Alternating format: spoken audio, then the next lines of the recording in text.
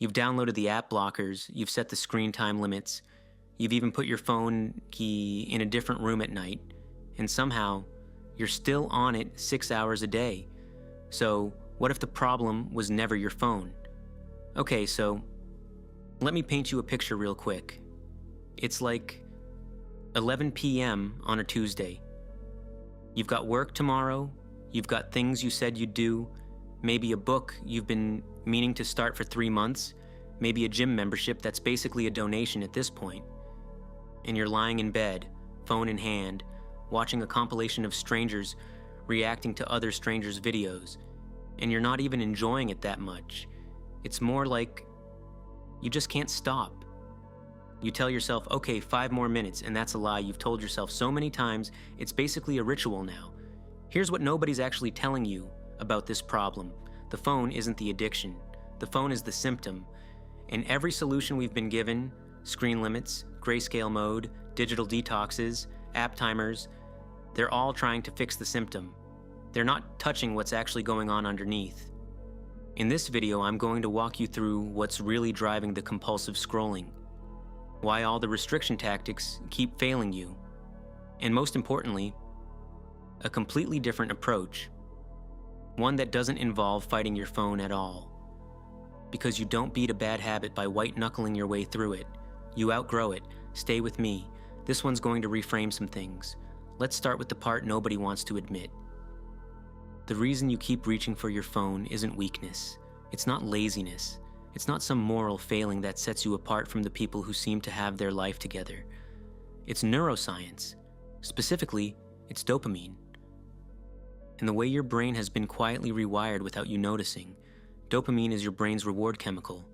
But here's the thing people get wrong about it. Dopamine isn't really about pleasure. It's about anticipation. It's the feeling of something good might happen. It's the pull toward the slot machine, not the coins coming out. Your phone is engineered to trigger that pull constantly. Every refresh, every notification, every infinite scroll. It's all designed to keep your brain in a permanent state of something good might be next. And the thing about that kind of stimulation is that it's artificial. It doesn't cost you anything. You don't have to do anything, earn anything, create anything, or risk anything. You just consume. And your brain, being the efficient little organ it is, starts to prefer that. Why go through the friction of doing something hard, working out, having a real conversation, learning a skill, when the phone gives you a hit for basically zero effort? The problem is, over time, this starts to corrode everything else. Real life starts to feel kind of dull, underwhelming. You're mid-conversation with someone you actually care about, and your hand keeps gravitating towards your pocket. You sit down to do something creative, and you can't focus for more than 4 minutes. You wake up in the morning, and the first thing your brain wants isn't water or sunlight. It wants the feed. This is what happens when artificial dopamine becomes your brain's baseline. And it's not a personal failure. It's a calibration problem. You've trained your reward system to expect stimulation at zero cost. And real life, real, meaningful, textured life, doesn't work that way. Real life requires friction.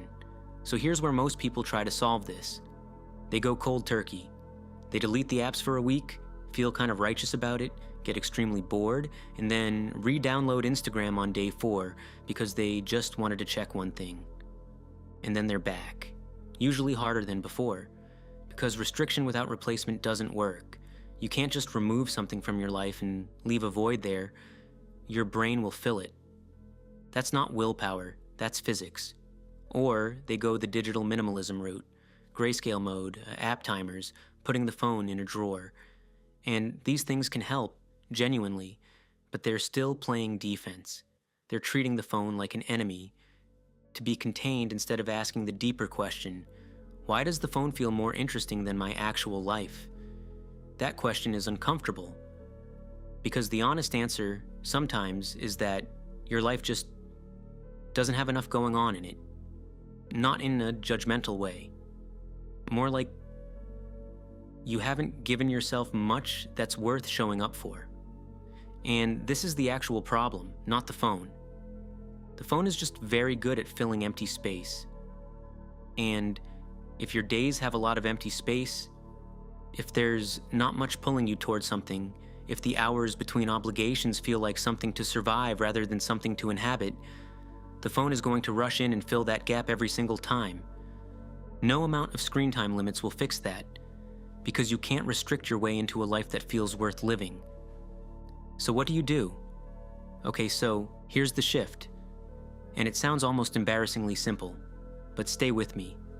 Instead of trying to use your phone less, what if you made your life so genuinely engaging that the phone just became less interesting by comparison?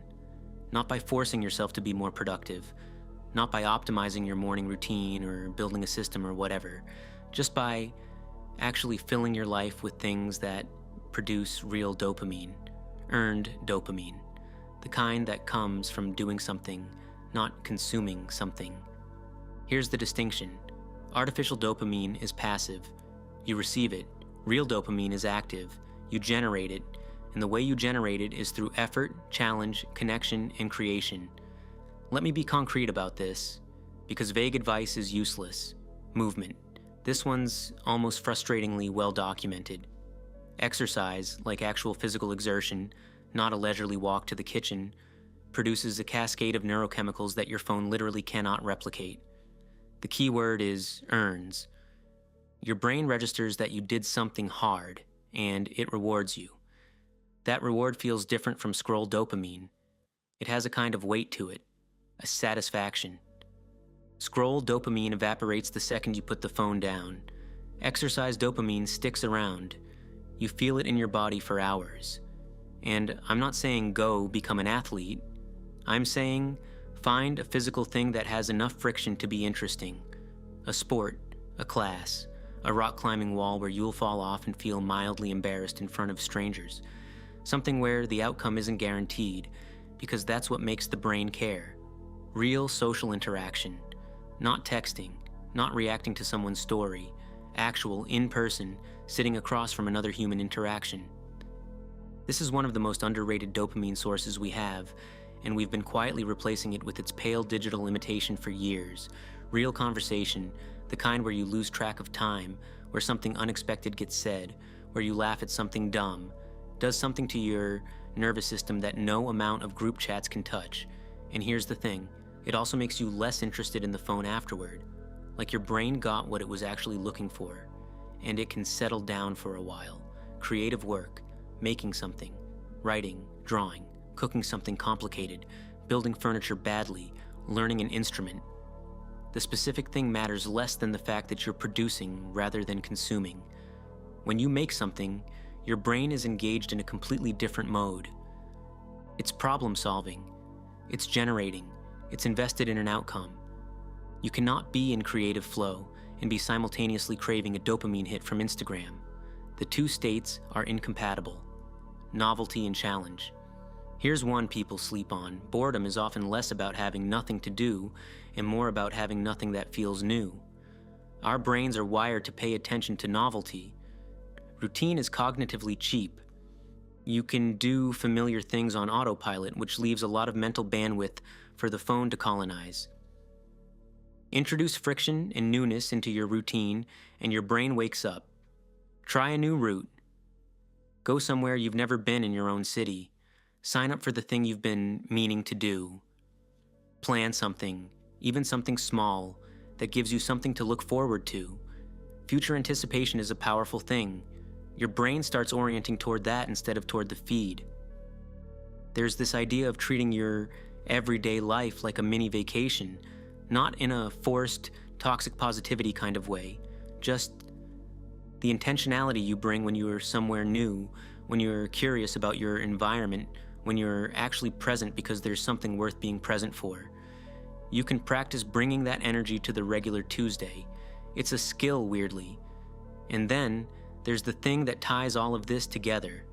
Having a reason to get up, not a productivity hack, not a morning routine, just something you are actually moving toward. A goal that requires you to show up, a commitment to someone else, a project that needs you.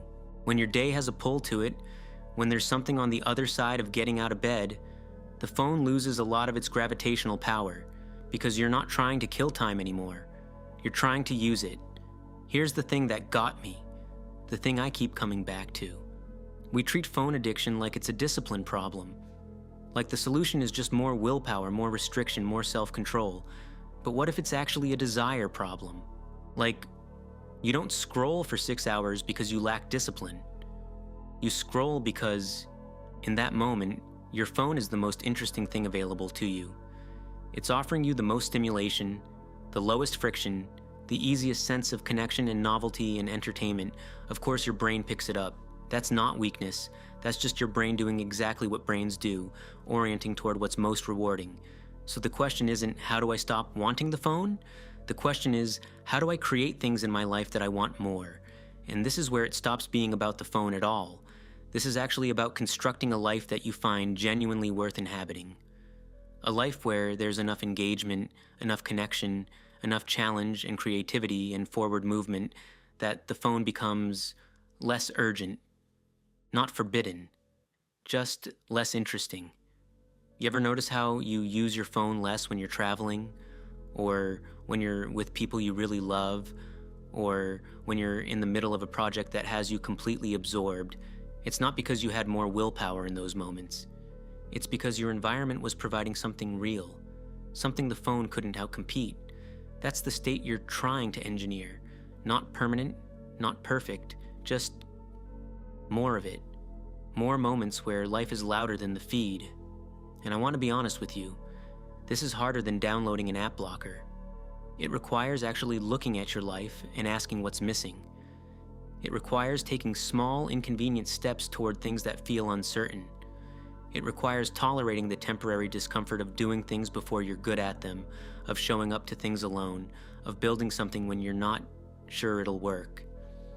But here's the quiet truth about all of that. Action creates clarity. Boredom and anxiety and that low-grade restlessness that drives the scrolling, they don't get solved by more thinking. They get solved by moving, by doing the next thing, even imperfectly. Your brain starts to recalibrate. Slowly, genuinely, you start wanting different things. So let's bring it together. Restricting your phone use doesn't work long-term because it treats the behavior, not the cause. The cause is that your brain has been calibrated to artificial dopamine. Fast, effortless, reliable, and real life has been left to feel kind of gray by comparison. The fix isn't restriction, it's replacement, but not replacing scrolling with other forms of consumption, replacing it with experience, with real dopamine, the kind your brain actually has to earn. Movement, genuine connection, creative work, novelty, and a reason to show up. You outgrow phone addiction the same way you outgrow most things, by building something better, by making your actual life interesting enough that a 6-inch screen can't compete. You don't have to overhaul everything at once. You don't have to become a different person. You just have to start adding things that are real. One small, intentional thing at a time. A class you sign up for, a friend you actually call, a project you start badly and keep showing up to. The phone gets quieter when life gets louder. And that's not a discipline win, that's a design win. You just have to actually design it. If this one got you thinking, the video popping up right now goes even deeper. You're going to want to watch it.